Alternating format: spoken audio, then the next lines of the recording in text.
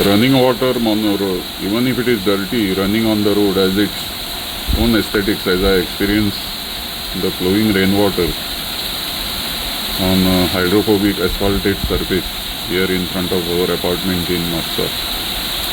Very interesting how it happens. Around 35 to 40 degree slope of the road which causes this pattern.